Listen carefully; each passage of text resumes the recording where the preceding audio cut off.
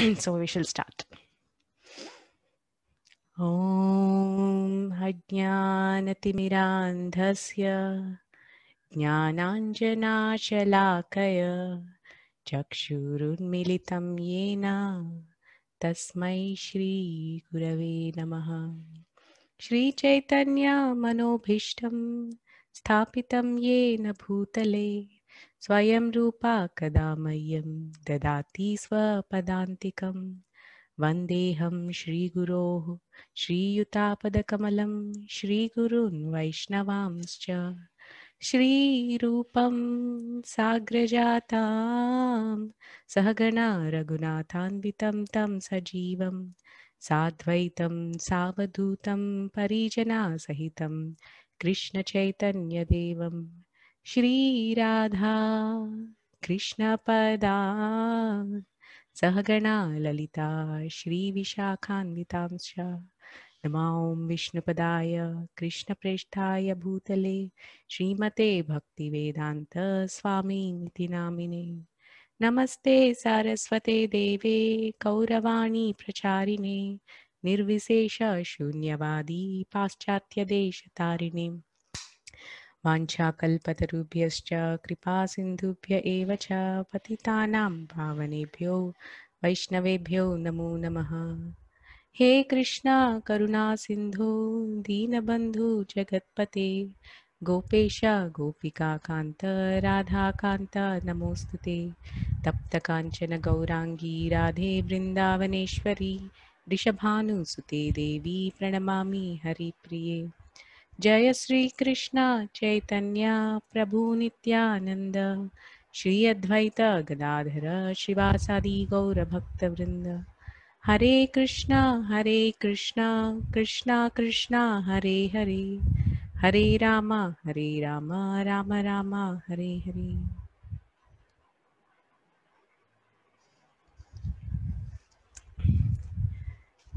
Hare Krishna. So I welcome everybody for the fourth session of first chapter. So what's the title of today's chapter, today's session? Weak-hearted or soft-hearted? Exactly. Weak-hearted or soft-hearted. A slight warm-up. Can somebody tell me what is the difference between the two? Weak-heartedness and soft-heartedness. You can make a wild guess. Mataji, Hare Krishna. Hare Krishna, yes. Weak-hearted is Buzdil Mataji. He's not he's running away from his duties. Okay. Weak-hearted. Mm. Soft-hearted is he's Dayavan Mataji. He's having compassion, mercy for others. Okay. Right. You really spoke from Arjuna's perspective. It's nice. Very good. Yeah. Anybody else? Thank you, Sarita ji. Thank you. What's the difference between weak-heartedness and soft-heartedness in general? Mataji, weak-heartedness means they easily get fluctuated by the situations. Whereas soft-hearted is they might be very means equanimity they might be having, but they'll have some concern for everyone. Okay, interesting. Yes. Good understanding. Anything else? Anybody wants to share? We'll just take one more final opinion.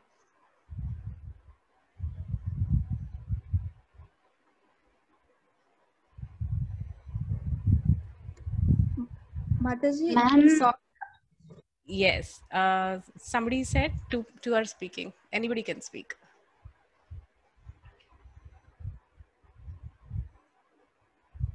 Yes. Who wants to say?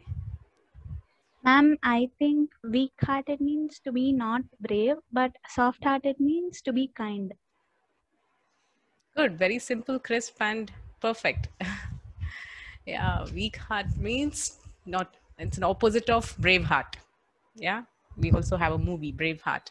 Opposite of Braveheart is weak heart. And soft heart means, what did you say was soft heartedness?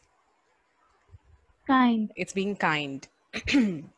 So let's see today in our discussion how Arjuna has gone through certain emotions and which actually form the background of the whole Gita. And then how this has formed a prelude for actual speaking of Bhagavad Gita for everybody. So the actual philosophy of Bhagavad Gita actually starts from the second chapter. So in the first chapter, we understand the entire background events that have taken place that led to the conversation, that led to the deliverance of Gita by Lord Krishna. So one point I would like to make here is scriptures have to be understood contextually. So what is the meaning of contextual understanding? The opposite of contextual understanding is to understand something in isolation. For example, if you say Bhagavad Gita, it speaks about a very core element that Gita speaks about is Atma Tattva. That is, what is the nature of soul, the difference between body and soul, how one is the soul and not the body. This is Atma Tattva. And this has been given in the second chapter. That's a core philosophy of Gita. But then if we understand this knowledge in an isolated way, without understanding the context in which it has been spoken by Krishna to Arjuna, then what is the result of such an isolated understanding? The result is misapplication.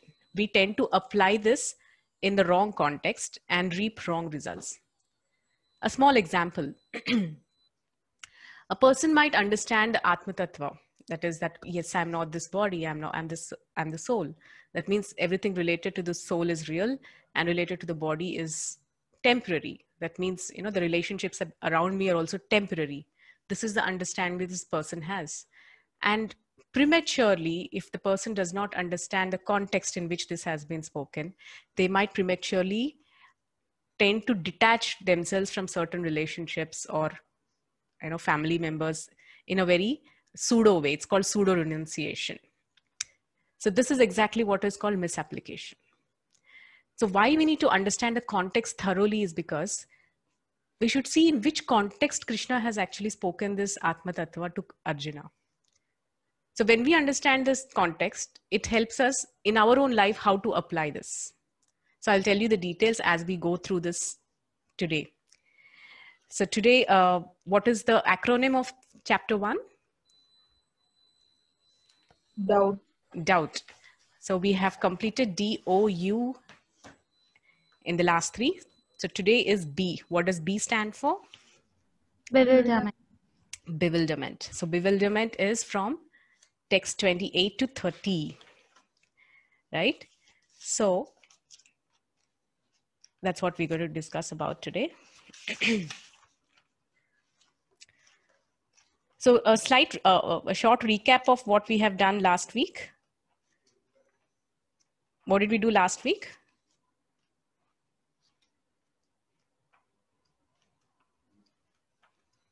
Yes, what was last week's in a gist? Arjuna asked Krishna to take in between. Exactly, yeah. So last week we have seen how Arjuna has requested Krishna to take him to the place in between the two armies. So what did Krishna do? Where did he stop the Rath? Where did he stop the chariot? In front of Bhishma and Dronacharya. Exactly. Excellent answers. Any reason why? We discuss the reason also. As Krishna knows the weak point of Arjuna. Great, great. Yes. Very happy to be with all enthusiastic students today. It's my great fortune. So Krishna has actually stopped the chariot in between the two armies, exactly to provoke that weak point within Arjuna. So it is to be understood actually here that Arjuna is playing the role of an ordinary conditioned soul, though he is actually the eternal associate of the Supreme Lord. The eternal associate and devotee of Lord Krishna is never subject to illusion. He's always in transcendental knowledge. But here Arjuna has been put into illusion by the power of Yogamaya of Krishna. Why? In order to actually deliver the message of God, that is to deliver Bhagavad Gita to Arjuna. So that today we, all of us, receive this knowledge here today and discuss about it. So we will start today, text 28. So yeah, in this way, actually we see, even before we start, I would like to give the prelude for the next few verses. Today itself, I will give you the prelude of what the next few verses are going to discuss about. So after Arjuna has been put into illusion of Yoga Maya, Arjuna becomes very bewildered. He becomes very intimidated within his heart. He actually refuses to fight. This is the next thing that's going to happen. The whole turning point in Gita happens is that Arjuna, after asking Krishna to take him in between the two battles, he says, Krishna, I'm not going to fight. And he gives 5 solid reasons for that. Really solid reasons. We'll see what are those solid reasons that he gives. First, if you can, please make a note of this, what I'm going to talk about right now. Text 28 to 30 onwards. The reason number 1 that he gives why he does not want to fight is because out of compassion that he feels for his swajana, for his family members. C for compassion. That is from text 28 to 30. He tells Krishna a lot of things about how he's feeling very weak at heart because whom he's seeing on the other side is actually his swajana, his own family members whom he's about to fight. And, that actually, invokes that compassion. For example, just imagine yourself, you're ordered to fight and kill your own family members. And that is supposed to be your duty. Will you be able to do it? It's not a small thing. The kind of bewilderment Arjuna is facing, it's not small. It's a huge battle. So this is the beginning of the inner battle. C for compassion. That is from verses 28 to 30. Then verse 31 to 36. These 6 verses speak about the next reason why Arjuna did not want to fight. The second reason he gives is enjoyment. That is, I know that we have the strength to defeat the other side. It's not that I'm fearful of the battle. But then, how will I enjoy when I lose my own family members? See, on the opposite side are my own cousins, my own great-grandfather, Bhishma, and my respectful guru, and great Purohit Kripacharya, and all his own cousins, his family members, and his own sons, nephews, all his very close relatives are on the other side. And he feels very, how will I, I know that I will win, I will procure the entire kingdom, but how will I enjoy without all my family members? So this was the second reason why he gives Krishna, why he does not want to fight. So the third reason, so that's from 31 to 35. 36 to 38, he gives another reason why he does not want to fight. He says it is out of fear of sinful reactions. He begins to tell Krishna, my dear Lord, it is sinful to even disrespect an elderly member of the family. So for example, we are all, we are so used to the Indian culture wherein the elders are always respected. No matter what, we don't raise their voice on them, or we take their blessings by touching their feet for every important occasion. So we're always at the end of, giving respects to the elders unconditionally, no matter in which position of life we are in. And you're telling me to kill them. So doesn't that incur great sinful reactions? So this is what Krishna is telling, the third reason why he did not want to fight. Number 4, the fourth reason why he says is 39 to 42, verse number 39 to 42. He speaks about the destruction of family traditions. Very important. Arjuna tells Krishna, my dear Krishna, here, we have so many Akshaunis of army. There is so many soldiers who have assembled here. And all these soldiers are going to be killed. So when they are killed, what is going to happen to their family? So the family will lose the elder person of the entire family. And because of the loss of elder member of the family, eventually, the family traditions will be lost. Why? Because the women become widowed. And so many women become widowed and without the protection of a man, they are subject to exploitation. So when they are subject to exploitation, the kind of resultant progeny that comes from them, actually it's termed as Varna Shankara. That is, they're the children who are not begetted by proper righteous marriage. Yeah, these kind of children can cause a great havoc.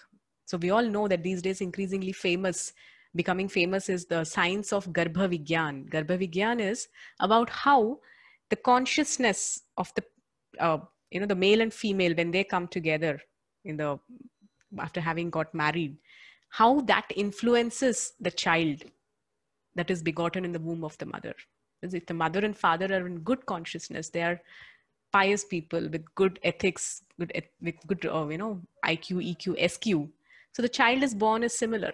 It depends on the consciousness of the parents. So when these ladies become widowed and they become devoid of proper protection by the elderly members of the family, they become exploited, and the resultant progeny that is going to come from them is Varna Shankara. So generation after generations, family traditions are going to be lost. And if family traditions are going to be lost, the whole society is going to go to dogs. So very, very intelligent reasons Arjuna puts forth. Arjuna is not an ordinary person. He is very well versed with the Shastras, in fact. And based on that, he's putting forth the reasons why he wants to withdraw from fighting. Eventually, actually, Krishna, throughout the Bhagavad Gita, he answers systematically each of these queries of Arjuna. And then 43 onwards, the last and final reason is indecision.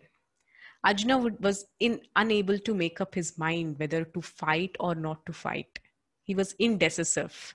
So whenever a person is indecisive, how can a person take the first step towards such a big responsibility? So indecision was one more reason why he was not wanting to fight. So what is the first reason? The first reason why he did not want to fight? Compassion for Swajana.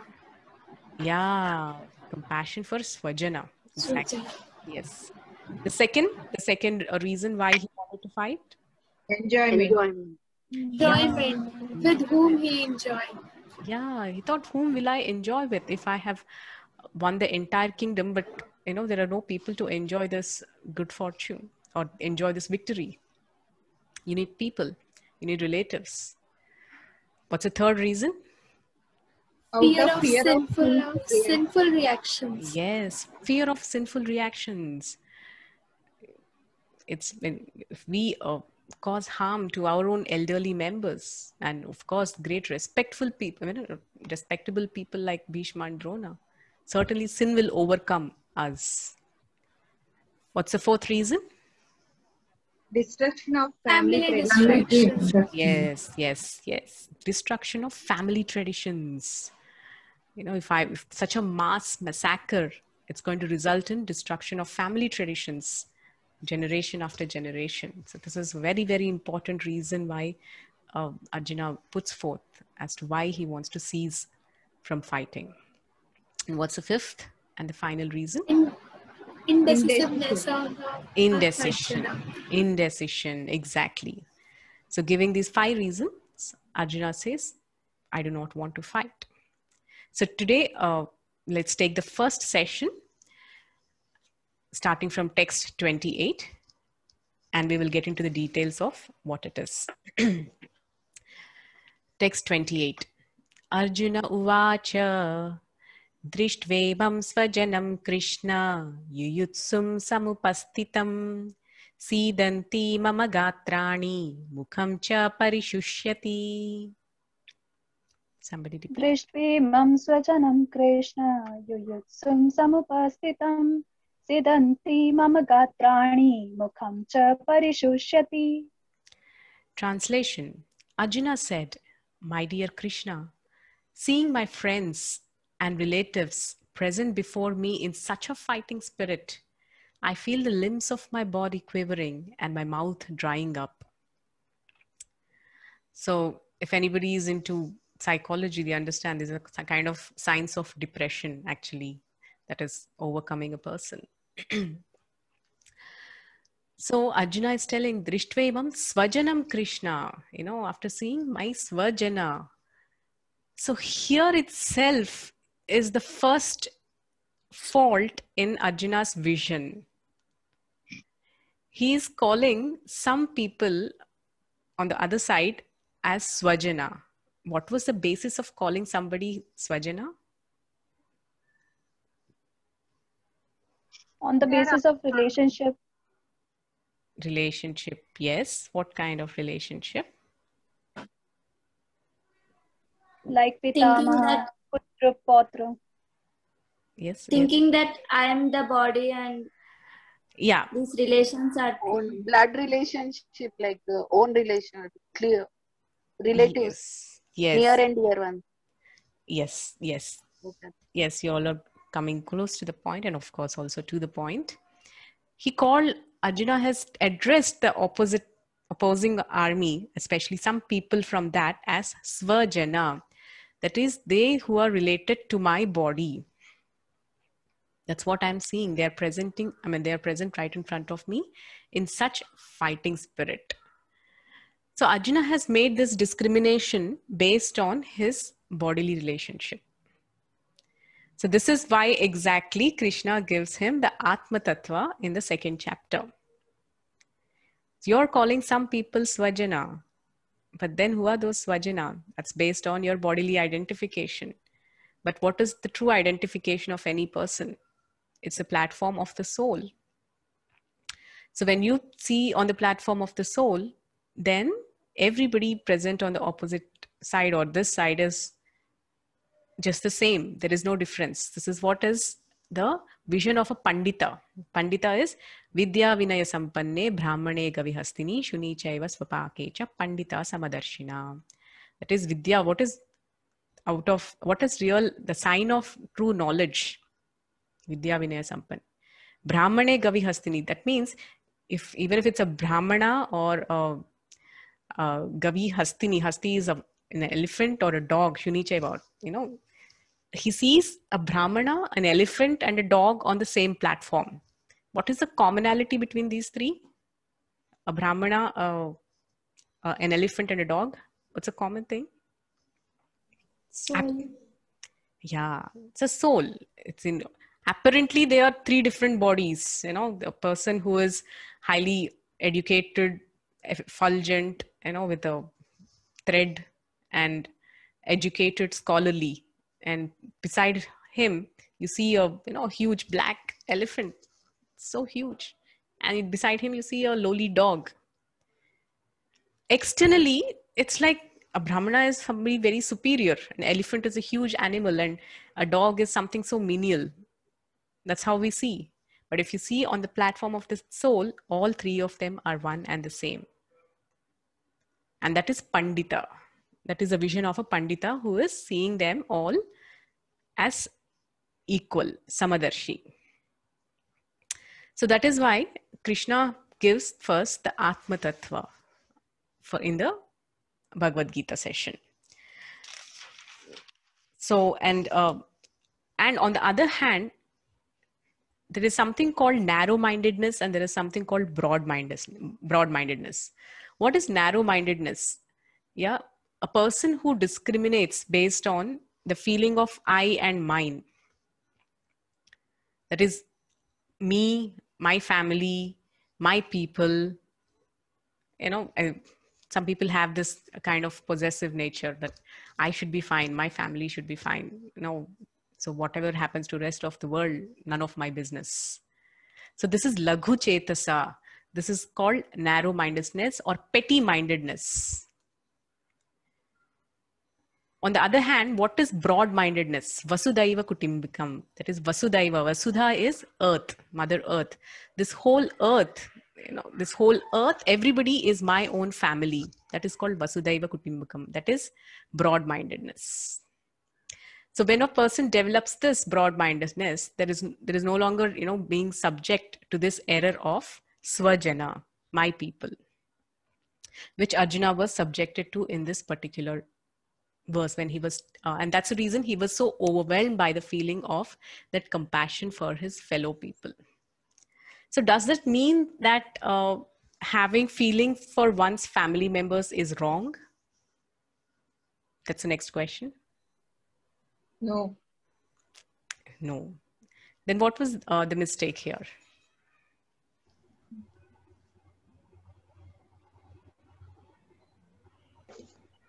Mataji, like Swajana means sir.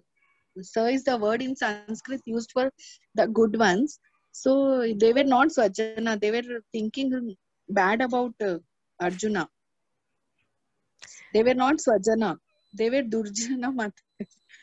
Kauravas. Yeah, that is fine. But then why, for example, even Bhishma is there, who is definitely a great human being.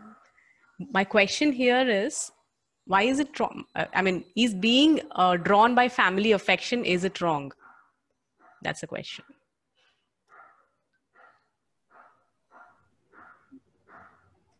Because Arjuna is feeling that attachment at the wrong time and wrong place, might be. Arjuna is feeling that attachment, wrong time and wrong place. So what is the right time to feel it? Like that is the battlefield Kurukshetra where the importance is to be given about dharma. But Arjuna yes. That affection which actually curbs you from doing your own dharma. That is an attachment which is a weakness. That is not an attachment that gives you strength or makes you progress towards higher realms in your destination. That's exactly what it is. The attachment is fine, but if that very attachment is withholding you from executing dharma, the true dharma, then that is a sign that that affection is undesirable. So that's what exactly happened here. So let's see what's the next.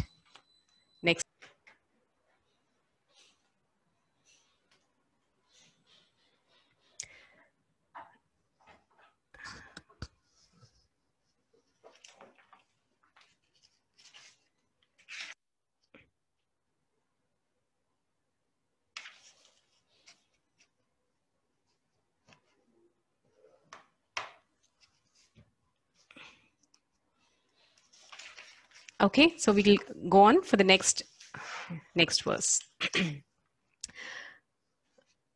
Text 29. Vepatuscha sharire me romaharshascha jayate gandivam shramsate hastat vakchaiva paridhahyate.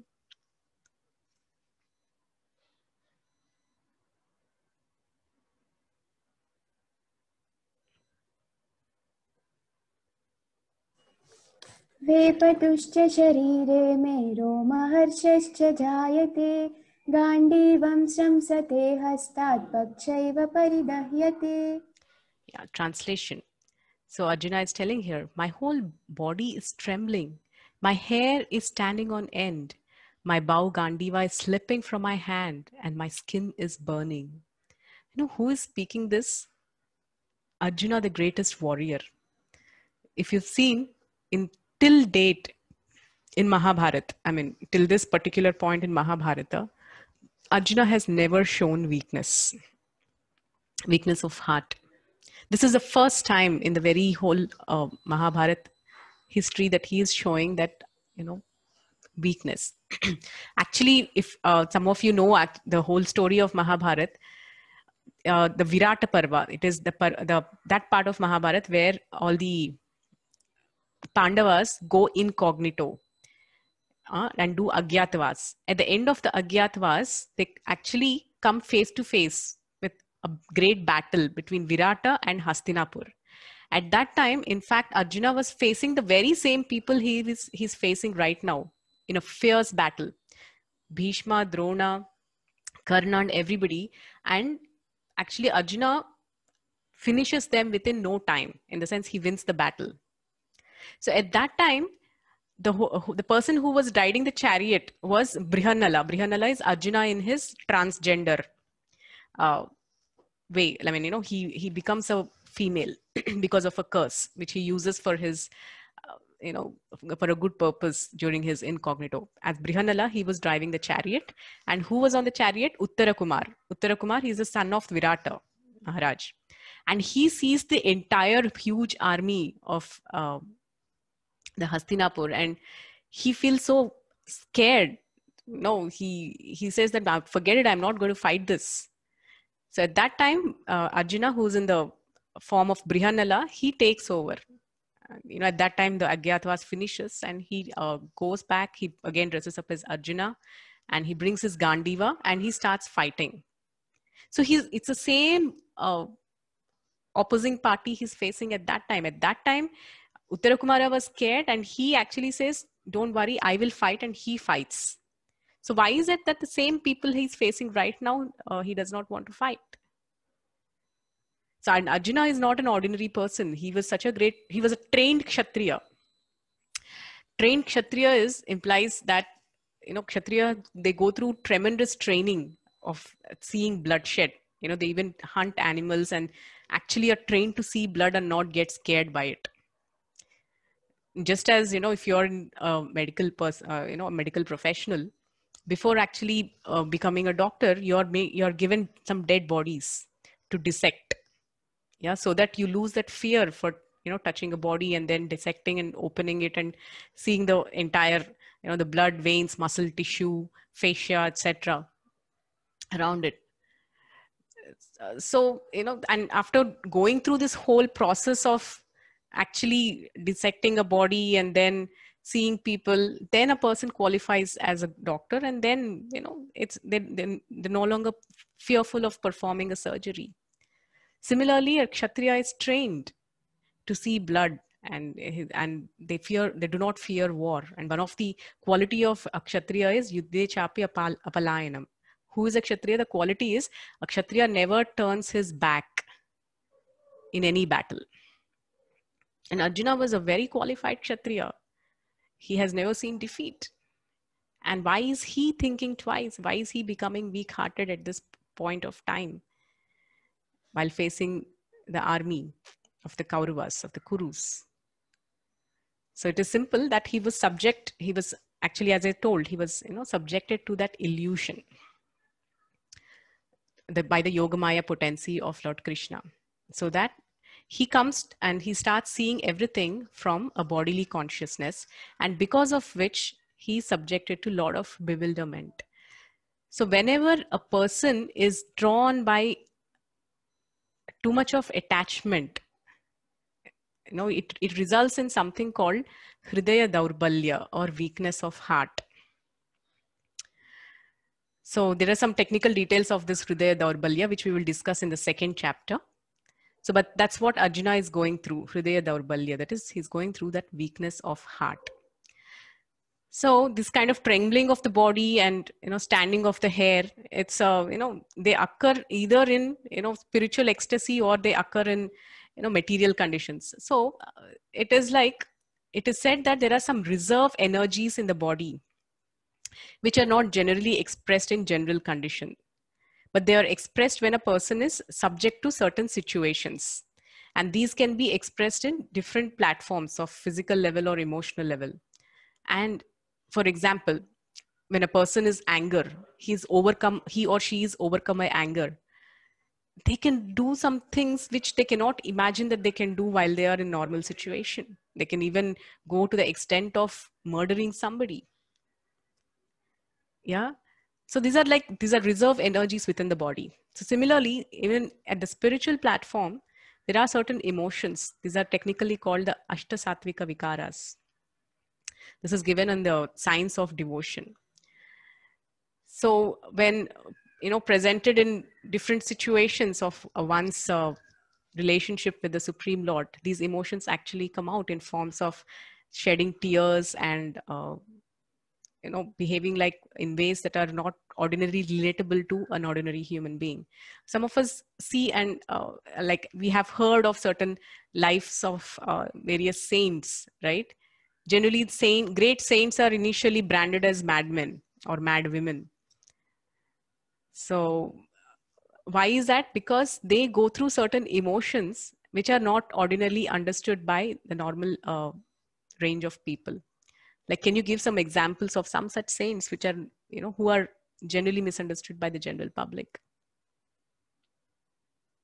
and were, branded as mad people?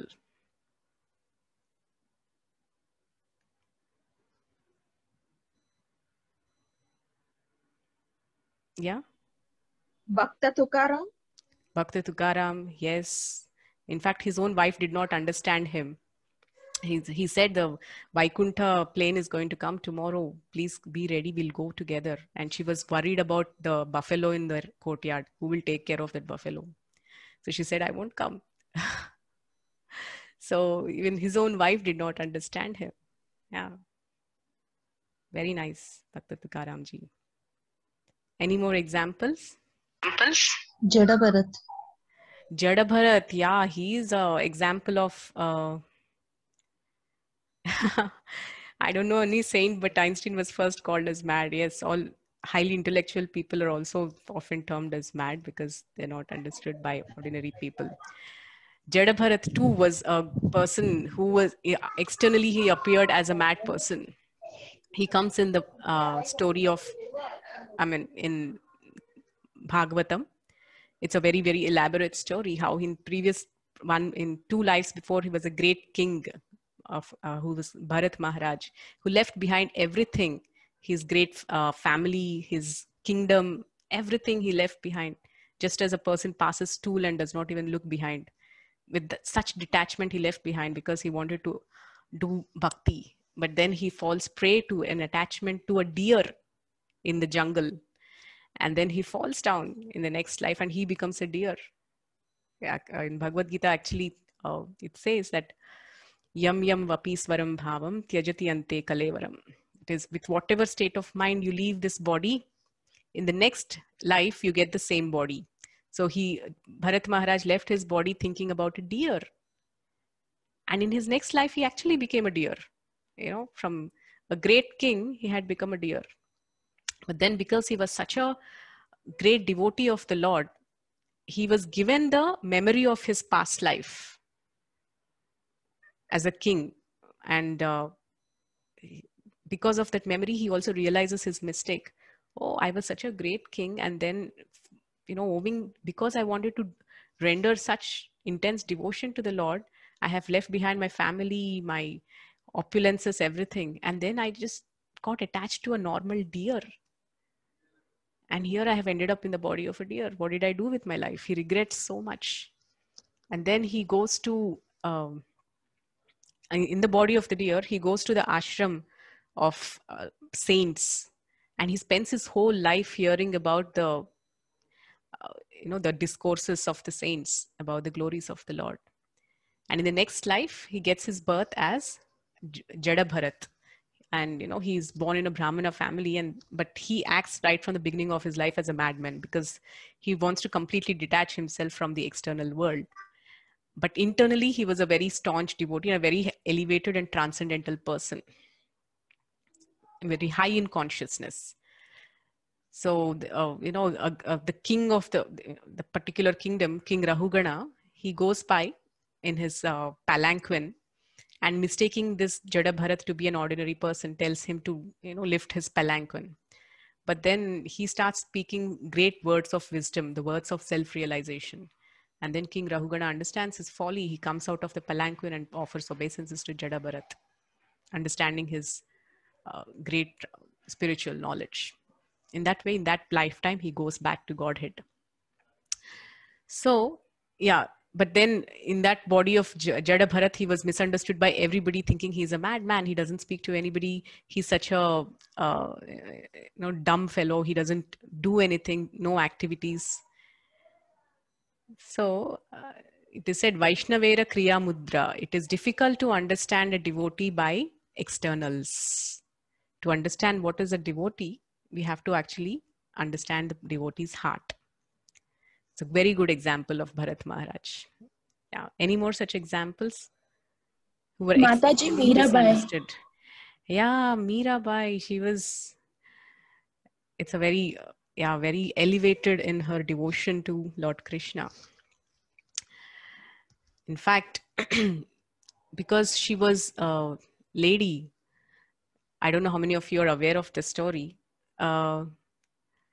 She was such a great devotee. She was a great saint that once she goes to the ashram of Srila Jiva Goswami, and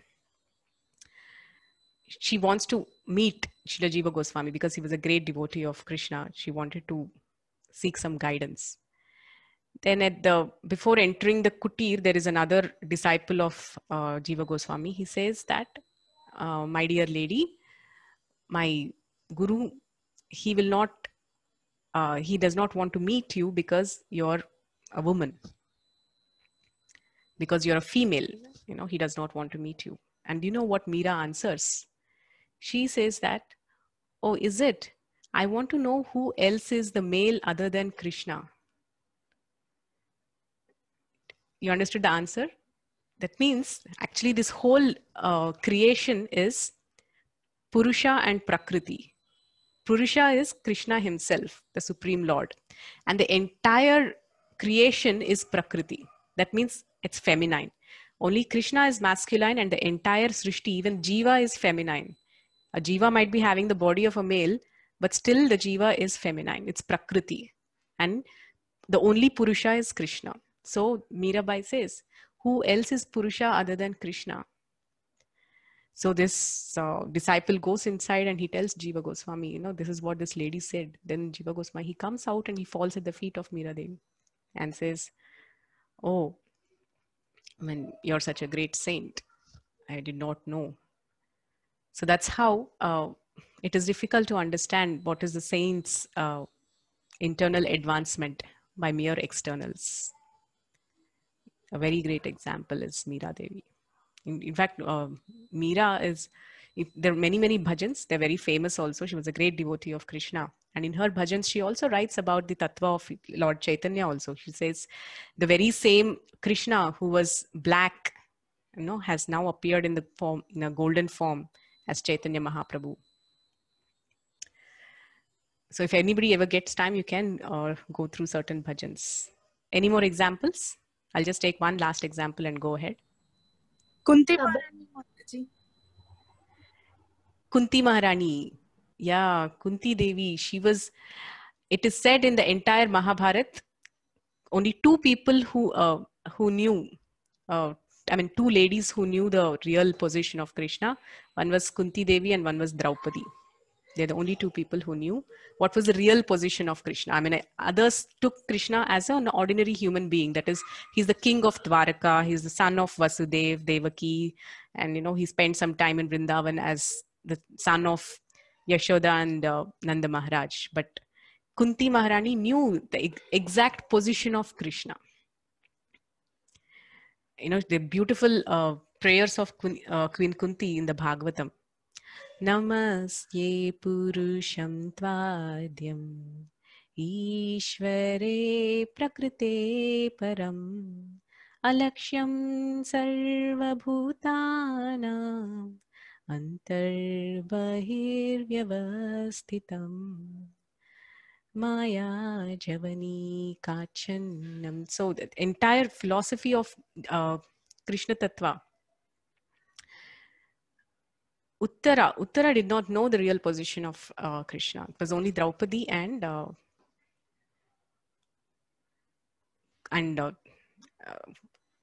Queen Kunti who knew the original position of Krishna. So in these verses, Queen Kunti speaks about what is the real position of Krishna. You know, Purusham, Namasya Purusham Tvadyam, Adi, you're the Adi Purusha. Ishvara, you're the supreme controller. Prakrite Param, you're beyond the material existence. Alakshyam Sarva Bhutanam Antar Bahir Vyavasthitam, you're within everything and you're outside everything. So this is technically the science of God, and she speaks about it in her prayers to Krishna. So these are all the devotees who are external, but externally what she is, she's an ordinary lady. She's just the mother of the 5 Pandavas, who is just, in affection, an affectionate mother, a great Rajamata. That's what is her external appearance. But internally, she carried the devotion to the Lord. So that is how, the devotion and devotional symptoms are not ordinarily understood by everybody in general. It says now, there is a saying that it takes one to know one. So it takes a devotee to know another devotee, or it takes a mad person to know another mad person. So that's how it is. Ordinary people do not understand what a devotee is going through or what's happening in the heart. Similarly, in this case, when Arjuna is exhibiting these external symptoms of compassion, yet Prabhupada writes in the purports that how Arjuna had that natural compassion because he was a devotee within his heart. If not, an ordinary person would think, yeah, this is I have the power, I have the whole victory card in my hands, and I have a pledge of vows to actually fight this battle and defeat these people, vicious people who have really caused havoc in our lives. What am I waiting for? Let me just go attack. But because Arjuna is a devotee within his heart, he had this soft-heartedness. This is soft-heartedness. It's not weak-heartedness. So he had its soft-heartedness, because of which he was willing to let go and, let everybody be peaceful. And this soft-heartedness is expressed in the purport by Srila Prabhupada. Okay, next, we'll go to the next verse.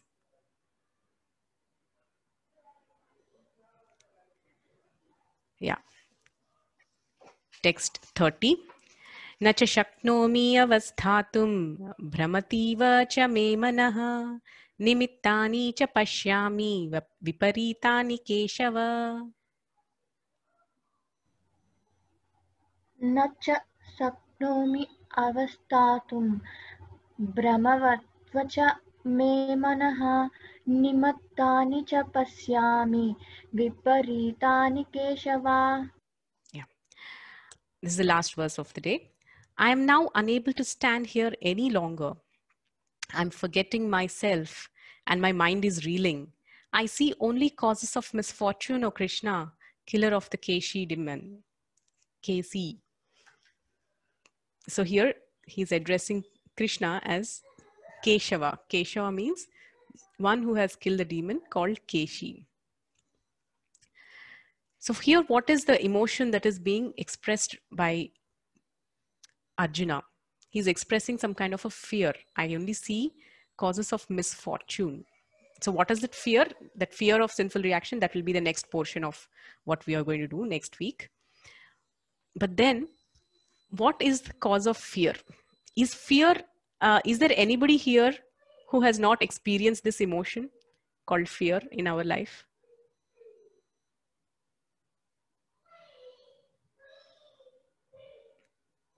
It's an emotion which all of us are familiar with, right?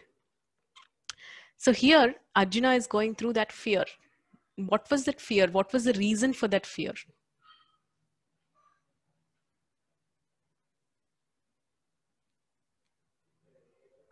Fear of failure, ma'am.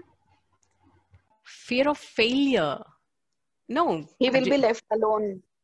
Arjuna was confident that he's going to win the war.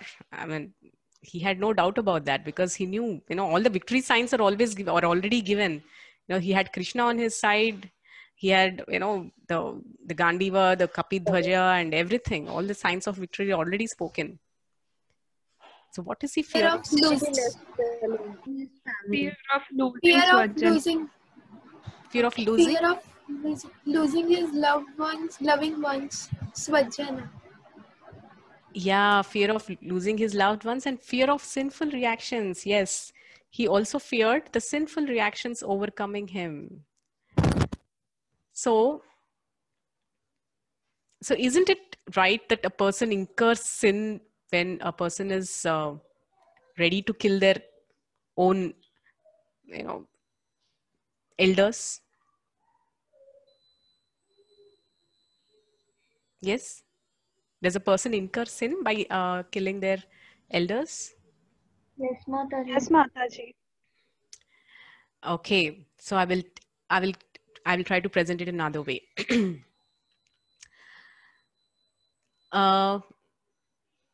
Is murder a punishable crime?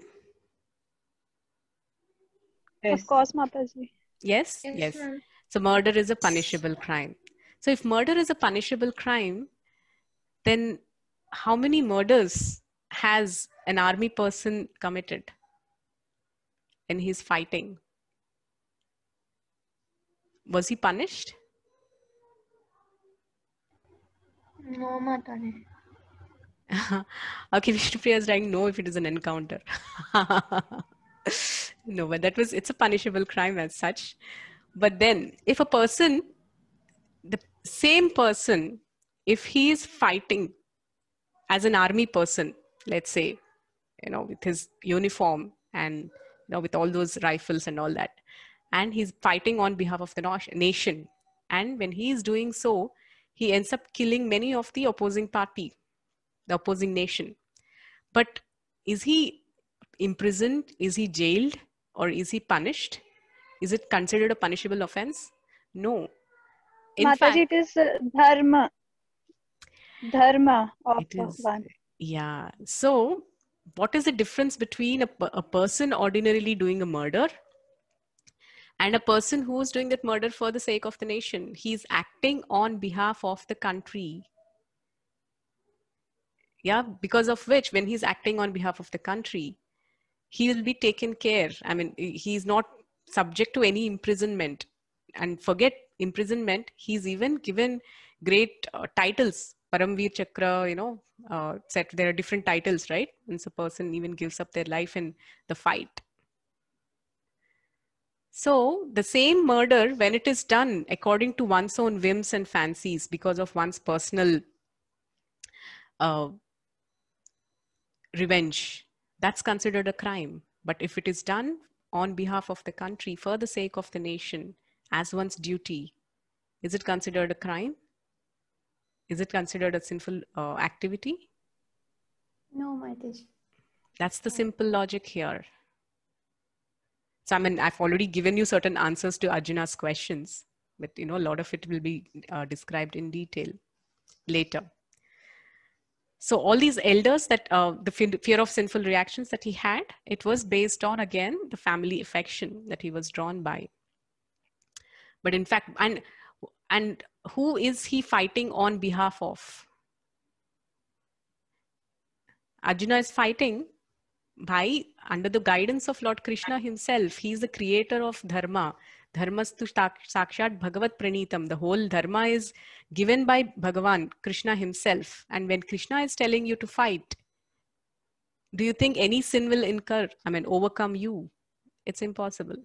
Because just like when the country is telling the military person, go and fight, he will not be subjected to any imprisonment. Similarly, Krishna is telling Arjuna, go fight. How will he incur any sins because of that? So that's the next explanation. So, yeah. So here, Arjuna is subjected to fear of sinful reaction and fear of losing his family members. So what was that fear of losing his family members? Again, it was on the bodily platform. Because, in fact, if this kind of a fight, where this whole fight is taking place in the presence of Lord Krishna, when a person, if the party is losing their lives while seeing Krishna, what could be a greater fortune for them to fight and die in such a war? In that way, actually, so many people are liberated of all their sins by dying in the battlefield. So Arjuna didn't see that aspect.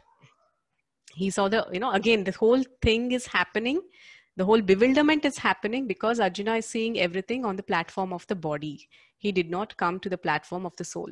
And so how Krishna answers systematically each of these questions, that begins from the chapter 2. So till now, what Arjuna is going through, the crux is the bewilderment. So the source of bewilderment in not just Arjuna's life, but in anybody's life, even our life for that matter, is one's attachment and identification to the body. The stronger the attachment, the greater is the bewilderment. If we see in our life, the greatest of fears that we have, the fear of losing, our near and dear ones, or the fear of not getting what we want, etc., etc. It's all based on bodily identification. It's all based on the bodily platform of understanding about life. So a person who transcends this bodily conception, understanding Krishna to be the Supreme Lord, and just by taking shelter of Krishna, one loses all fear. That is why a person who takes shelter of the lotus feet of Krishna is called Abhaya Charana. Bhajahure mana Shri Nandanandana, Abhaya Charana Ravindare. Abhaya Charana means one who has become fearless by taking shelter of the lotus feet of Krishna in devotion. Such a person becomes fearless. He sees no fear because he transcends the bodily identification and understands and sees everything on the platform of the soul. And when a person sees things on the platform of the soul, there is no reason to fear. Why? The soul is eternal. It is not subject to any damage. It is not subject to any perishment. It is permanent. All the fear is because of taking the temporary things to be permanent. That's the cause of fear, if we go to the root of all. So that's what here Arjuna was going through. The bhaya of losing his family members, bhaya of sinful reactions. So fear is, inherent within every living entity, as long as they are identifying themselves with the body. That is why the final instruction of Krishna is Sarva Dharman Parityajya Mam Ekam Sharanam Raja Aham Tvam Sarva Papekbhyo Mokshayishyami Ma Shucha. Ma Shucha means abandon all varieties of religion and just surrender unto me. I will give you liberation from all sinful reactions. Do not fear. Ma Shucha means do not fear. This is the summary of the entire Bhagavad Gita is given in this particular verse, 18.66. Sarvada, just abandon all variety of religion, just surrender to me. So I will give you freedom from all sinful reactions. And who's telling it? Krishna himself. Krishna is Sarva Karma Phala Pradata. He is the one he is the giver of all reactions to every karma, every karmic activity. And he is telling that I will give you freedom from all sinful reaction. Just surrender unto me. Ma Shuchaha, do not fear. And one who has faith in these words becomes fearless. Having faith in these words implies taking shelter of the lotus feet of the Lord. So this is, in short, what Arjuna was going through, the beginning of his bewilderment and the reasons for opting out of the fight. And the first reason is being overcome by the compassion for his family members. And in the later sessions, we will see into next chapter, we'll finish next session, we're going to finish the first chapter completely. And because I have given a brief of what we are, what all the reasons are in this very session itself, next session will be the conclusion of first chapter. And after that, we'll go to the second chapter. So I would end here today. Thank you all very much. Somebody had a question. Sindhija, can you just show me that last question which Vishnupriya has asked me?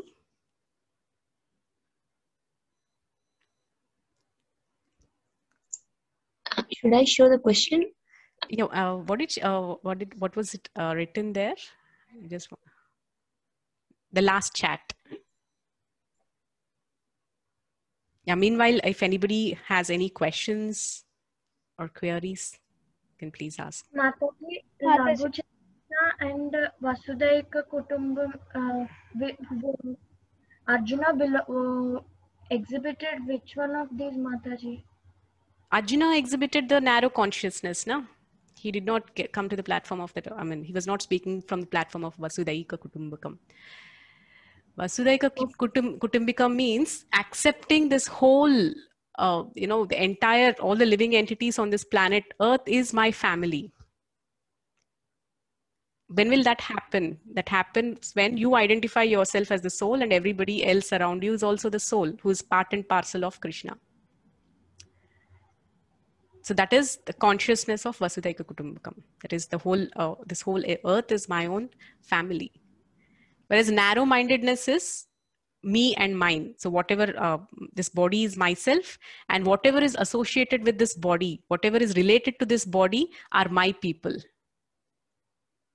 You got it? That is, what you look at, you look at yourself in the mirror, you see the beautiful face, you think that that is me. And people who are associated with that are my own family people, are mine. Remaining are all not related to me. So that is narrow consciousness, narrow-mindedness. Yeah, and as long as a person is stuck in that consciousness, that's a cause of a lot of bewilderment. Yeah. Kya hua? What, you read it out? Who is that? No, I was asking her. I mean, it's the same screen, right, Mataji? I can't share. Okay. Yeah. Yes, Vishnu, So what was it? What did you write? Can you resend it? Because I don't have a mouse, so I'm unable to open my chat. Arjuna says misfortune does all the cruel activities are due to fortune, or... Did you get that question, Sindhuja? What was it?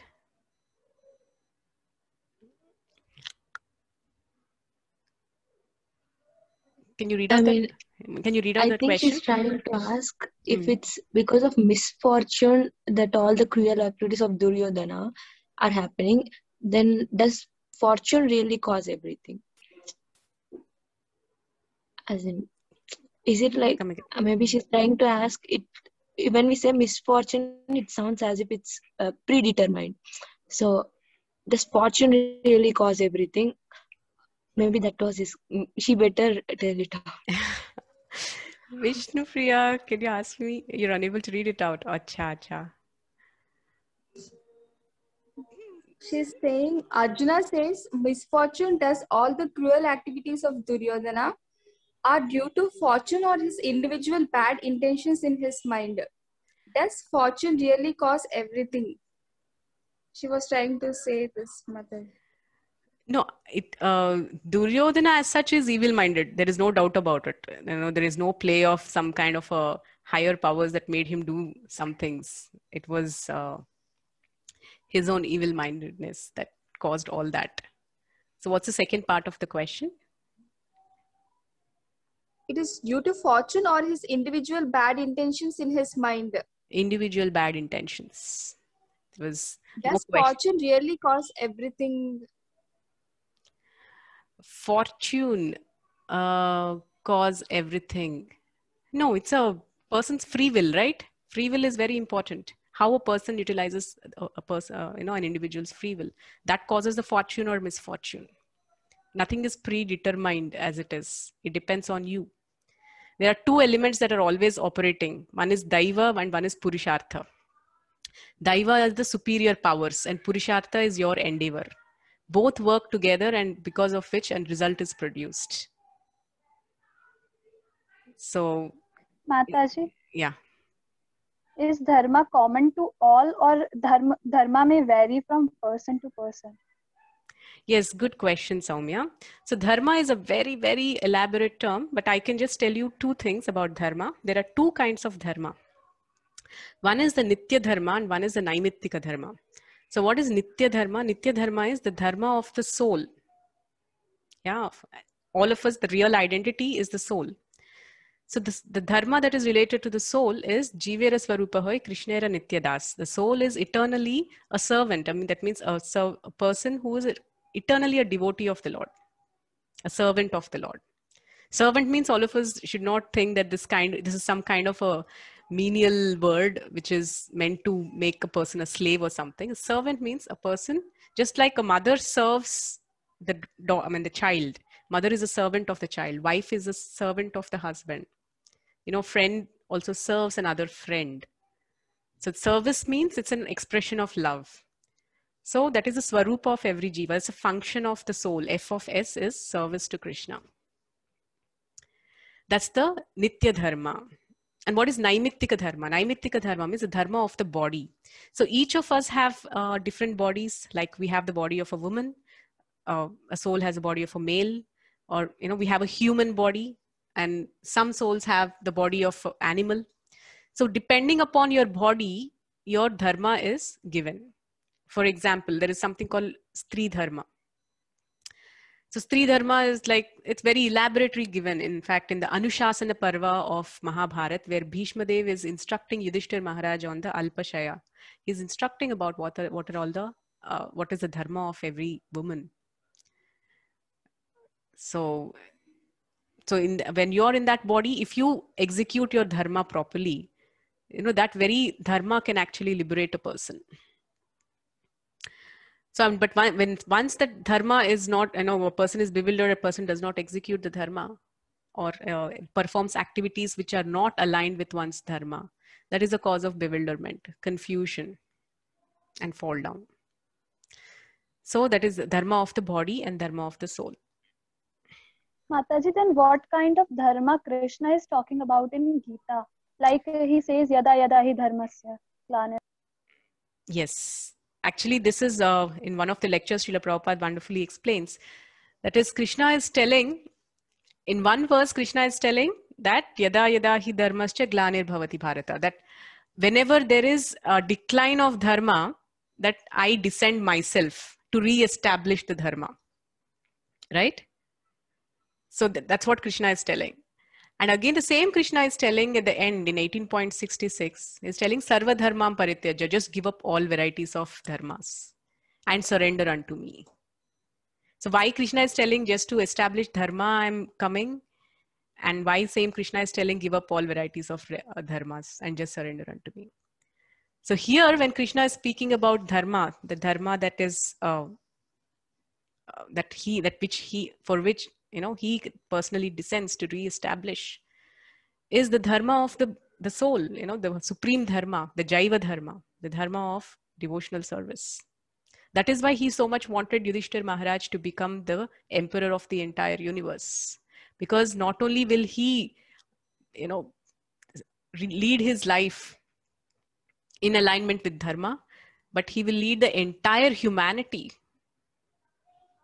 Because yad yad acharati shreshta tat tat evetaro jana. Whatever great men follow, great men, whatever example that is set by great people, the ordinary people follow. That is why Krishna wanted Yudhishthir Maharaj to be the king. Because he was personally himself a devotee of the Lord and he knew the nitty-gritties of dharma. And he's Dharmaraj himself. Yudhishthir Maharaj is Dharmaraj himself. That is why he wanted Yudhishthir Maharaj to rule the entire universe. And when Krishna is telling, give up all varieties of religion, dharma, that dharma is the petty dharmas, the minor dharmas which are actually, which contradict your dharma, your Jaiva dharma. That is, sometimes a person gets too much into, like for example, I will tell you, there is one girl, sometimes we also see this happening in our own families. They say that, you don't have to separately, learn Bhagavad Gita or, or worship the Lord. Just do your duty. That is sufficient. You just raise your children and, you cook for them, feed them, and that's it. You have done your duty. That means you have, you're actually following Bhagavad Gita. And we hear these kind of philosophies prevailing around. But if you carefully read Bhagavad Gita, what is Krishna telling? Man mana bhava mad bhakto madhyaji mam namaskuru. This is one of the quintessential verse, 9th chapter, last verse. Mamevehiti satyam te pratijani priyosme. There is man mana bhava. Always think of me, become my devotee. In this way, you will definitely come to me. So that is the supreme dharma of every living entity. That is to offer one's body, mind, and words in the devotional service of the Lord. And when we do so, we are actually also serving our family members. How? And for example, I was just hearing, there was a lady, she was a doctor, and she started developing a lot of interest for Bhagavad Gita classes. And she was like a middle-aged lady, and she had her own practices. Her own practice in a clinic. And she was taking out time every evening after her clinic times to go and attend the Bhagavad Gita classes. So in her family, the elders of the family, they started opposing her, saying that, this is, you're just being a good housewife and taking care of your children and taking care of your job. This itself is sufficient for you. Why do you have to go and understand Gita and then develop devotion for the Lord? By just doing this, you're doing your, your dharma. That's sufficient for you to survive. But this is unfortunately not, and they said this is living Bhagavad Gita, the principles of Bhagavad Gita. You don't have to go and attend classes. You don't have to do any worship. So this is exactly misleading, such a misleading understanding. If you're, that means you're simply, these are all this is the dharma that Krishna is telling to give up. That, do things on the bodily platform and not develop a transcendence. It is like we go on do activities, but for whom are we doing? Without understanding that, if you just continue to do our so-called dharma, the bodily dharma, be it my education, I will tell you, for my own personal example, I will tell you. When I was doing the Bhagavad Gita course, there's a wonderful verse in Bhagavad Gita. Yajñarthat karmanonyatra lokoyam karma bandhana tadartham karma kaunteya mukta sangha param brajet. That is,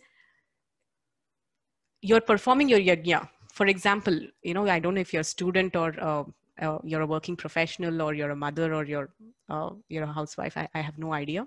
Saumya, you're a student, na? Saumya, you're from... Ma'am, I'm a student. Yeah, you're I'm a student first year. NIT Kurukshetra. Kurukshetra. Yeah, so you're from Kurukshetra, that's why you have these doubts. Dharma Kshetra, na? So no, Mataji, actually, Mataji, I am from Rajasthan. Rajasthan. But my college is NIT.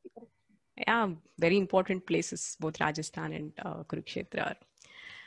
So, yeah, if you're just completely doing these activities, but I ask you, what is the purpose? You're studying. What's the purpose? Why are you studying? Okay, to get a job. So, and do what? For whom you're doing the job? Is it simply to earn money? What's the purpose? Did we ever ask these questions to ourselves? Why we doing what we are doing? Yes, Mataji. Yeah. Yes, ma'am. Exactly. Many times we do get these questions, but the thing is, we just brush it under the carpet, thinking that maybe these are not necessary to be answered. Sometimes maybe in the examination frustration, that time we ask, "Hare mein ye main kya kar rahi hu?" But otherwise we don't get these questions. In the peak of examination preparation, we get these questions, or we are like really frustrated and doing a lot of household work. Even that time we do get these questions, for whom am I doing this? And especially we go through a prolonged period of no appreciation, no recognition for our work. Even then we get these questions, for whom am I doing this? And why should I do this? Right? Yeah. So Gita gives the answers to all these questions. Yajñathat karmanonyatra lokoyam karma bandhana. That means when you're performing your yajñas or your duties, yeah, for yourself, then they are a reason. There is a cause of, they themselves are a cause of bondage. Tadartham, tad means for Krishna. You do it for the pleasure of Krishna. That is what is yajna. You do your duties for the pleasure of Krishna. Mukta sangha param brajet. in themselves, these activities can liberate you. So it's just the consciousness with which you're doing either your studies or your job or your occupational duty as a housewife or a mother, or whatever you're doing in your house, you do them for the pleasure of Krishna, for the pleasure of the Supreme Lord. Then those very activities can liberate you. On the other hand, if we perform these very activities on the bodily platform for my happiness or for the happiness of my family members, at one point of time or the other, we eventually get frustrated because we are basing it on the results on a bodily platform, and it is subject to frustration, and it is subject to deviations in terms of success or failure. We get bogged down by failures, or we become too elated by success, and we always carry the burden of keeping the success last really long. All these things happen when we miss out the point that for whom am I doing all this? So, this is what Gita is clearly. And when I came across this verse for the first time, I came across this after I completed my entire education, my internship. And I thought, my God, I felt, this is something that has to be given in every school and college. The purpose of your studies, the purpose of your education has to be first told, rather than, just giving the education completely. What kind of work liberates a person? What kind of a work entangles a person? What kind of work makes a person happy? What kind of work makes a person frustrated? And the answer to all this is, it's all in the consciousness. It's not exactly what you're doing externally. And that adjustment and purification of consciousness. That's why the whole ISKCON movement is called International Society for Krishna Consciousness. It's all in the consciousness of how we do the work and for whom we do the work. Yes, Veena ji, I think, I hope you got that. Yes, Mataji, got. Saumya, yes, Saumya. So dharma, so that dharma which Krishna is telling to give up is that lower dharmas, and focus on the higher dharma of surrendering to the Lord. That's the whole technicality of the philosophy of Gita. So as I said, you don't have to change anything in your life. Just be the same you are. Be the person you are. Be in the same situation you are. But change the consciousness with which you're doing every activity, either raising a family or taking care of a family or doing your job or doing your education. Know your purpose as it is given in the scriptures. So that sets right all questions. And for temporarily, Arjuna is put in a position where he deviated from that purpose and he was subject to bewilderment. So Krishna speaks to, give him the entire purpose of the war. Mataji, that means that we are doing all our studies or our work for the happiness of God. We have to, so what's your question? That means the purpose is serving the Lord, Mataji. Doing our dharma itself is serving the Lord. Exactly. The purpose is to serve the Lord. That's what actually is the purpose of all activities. In Bhagavatam, it is very clearly given. Atah pumbhe dvijashreshta varnashrama vibhagasha svanutishtasya dharmasya samsiddhir haritoshanam. That is the purpose of executing your varna and ashrama dharmas. Varna dharma, what is the varna dharma? Be it a brahmana, kshatriya, vaishya, shudra. These are the 4 varnas. The dharmas of these 4 varnas and the dharma of the 4 ashramas: brahmacharya ashrama, grihastha ashrama, vanaprastha ashrama, sannyasa ashrama. All these 4 ashramas also have their respective dharmas. So entire humanity comes under these 4 dharmas and 4 ashramas. And what is the purpose of all these dharmas? Svanutishtasya dharmasya samsiddhir haritoshanam. Haritoshanam. Toshanam means what? What's the meaning of toshanam? It's a beautiful word. Toshanam? Pleasure, or for the, haritoshanam, for the pleasure of Krishna. The purpose of all the Varna dharmas and all the ashrama dharmas is to give pleasure to Hari. That's a very purpose. All the scriptures are very loud and clear about it. And this is supposed to be the basis of our education. As I told, I think in one of the classes that I have taken long back, I have spoken about this. In fact, this is the very heart of Indian education before the Britishers invaded India. The heart of Indian education was 4 major books: Bhagavad Gita, Srimad Bhagavatam, Ramayana, Mahabharata. These 4 are it's the common syllabus throughout India. These 4 books.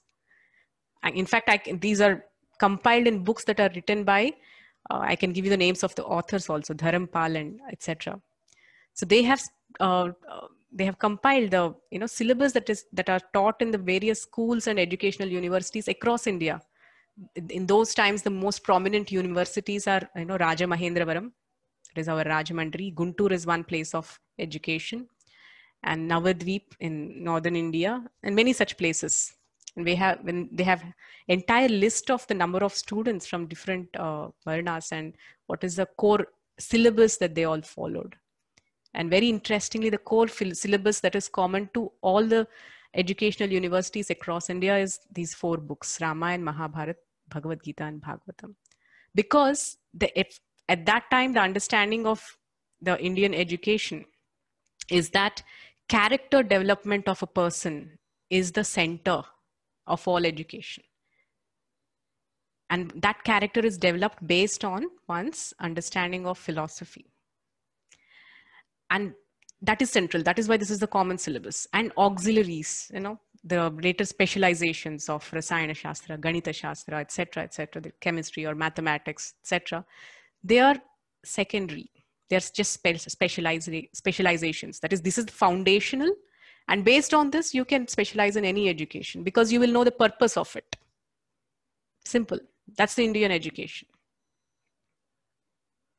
So right now, everybody is specialized, but they don't know the purpose. Why? Because this core education is missing in all our educational institutions. Now, everybody is highly specialized in mathematics, highly specialized in computer science, highly specialized in various technical subjects.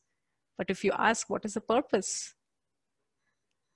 Some people might not know, or even if some people have the purpose, that purpose could be just a manifestation of their mental speculation. It is not based on Shastra. And that will eventually lead one to bewilderment, just like how Arjuna is right now subjected to such bewilderment because he's thinking and acting on his bodily consciousness. So that's that's how it is education centered. Yeah, Mataji, so that's it is not their fault. Yeah, just a second. So Soumya, who asked me this question about what is the... I understood, Mataji. So that's the purpose. So purpose is this: the purpose of education or any activity is in fact for the pleasure of Vishnu.